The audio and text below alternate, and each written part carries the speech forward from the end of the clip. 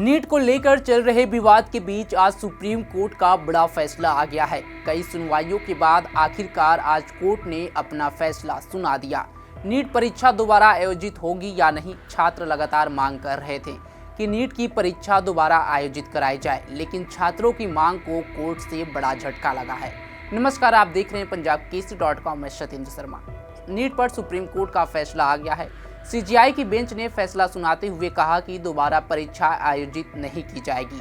Supreme court ने कहा कि यह दिखाने के लिए पर्याप्त सबूत नहीं है कि परीक्षा की पवित्रता का उल्लंघन किया गया था।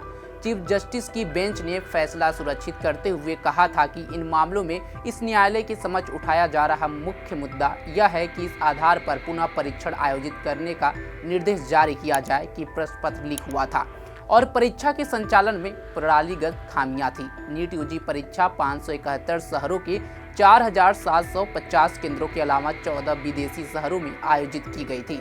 सीजीआई ने आदेश की शुरुआत में मामले के तथ्यों और दोनों पक्षों की व्यापक दलीलें दर्ज की।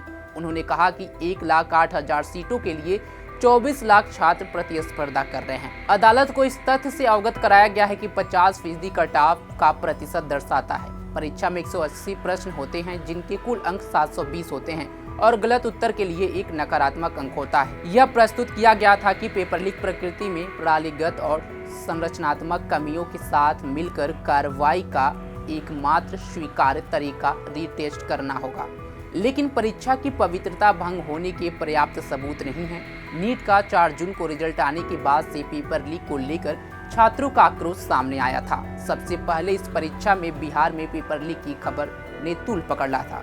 उसके बाद रिजल्ट आने पर परीक्षा में 67 टॉपर और एक ही परीक्षा केंद्र से कई टॉपर आना, एक सवाल के 2 उत्तर, ग्रेस मार्क्स जैसे पॉइंट्स किसी को हजम नहीं हो रहे थे।